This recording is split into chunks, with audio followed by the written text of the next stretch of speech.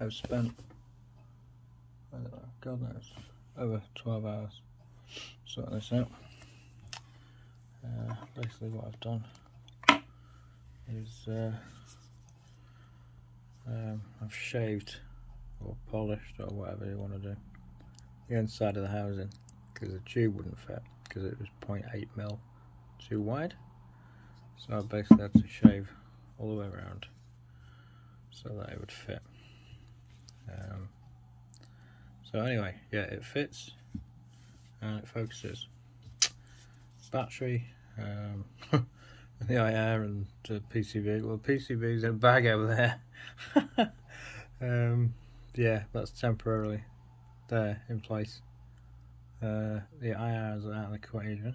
It does work though, and the way it works is, this is a bit of a weird one, but it does work at least. Right, so basically what I do is, on this you've got with it on, off and IR. So on is basically turn and then IR is pull. Well, this one is just, if you turn it, it doesn't do anything, but when you pull it, hold on, you pull it and twist it, it comes on. So there you go. There's a bit of dust in there, but it's working, which I'm happy about. So front cap's on, so, but anyway, it's working pretty much perfectly. I'll just briefly turn the light off in here. I'll turn the motor off and see if I can find the thing here. There we go. Right, that's with the cap on. So yeah, it's pretty much working fine. So that's with the cap on as well. So it's really bright and whatever. Auto gatings work fine and everything else. So yeah, it's taken me pretty much, I don't know, 16 hours maybe, 14 hours, something stupid like that. What time did I start? I think I started about, oh no, it's not taking me that long actually. What time did I start when?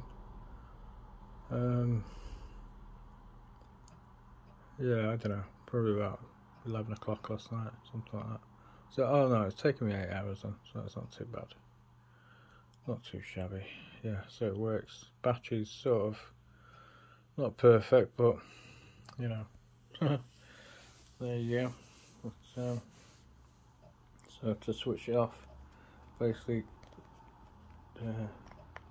pull it, turn it, and it's off. So a bit of a weird one with the turning on and all that. But there was basically two cables coming off the switch. I tried taking the switch out, but took that Allen key out there, which is like a little rod, keeps this thing on. Took that off. There's a nut underneath the washer. Took that off. Switch wouldn't come out. Impossible. It's bonded in there, and I couldn't get to all the connections. There's two wires on it, and when I tested the wires, what was it? It was a red and a green wire. So when I tested the wires with a multimeter, and when I put it on the IR, which is pull, you know, turn and then pull, and it's on, it then gave sort of a reading on the multimeter. So I thought, right, I'll use those cables, you know, rather than sort of faff around trying to solder in new connections and whatever else. I'll just use those, make it easy for myself. Oh, the other thing is as well, it doesn't fit my helmet. It doesn't sit on the J-arm properly, so I've got to try and make something for that. But I have got a few things coming from China, so hopefully that'll sort. There's a rogue screw here. Couldn't get it out. Absolutely impossible to get out. It just kept spinning.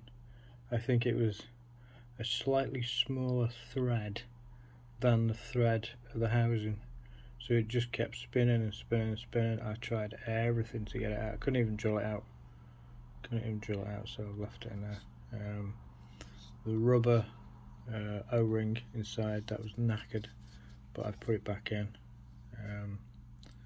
I might sort of just, I don't know, put a bit of electrical tape or something around it, you know, liquid electrical tape rather. Actually, I think there's a little bit sticking out.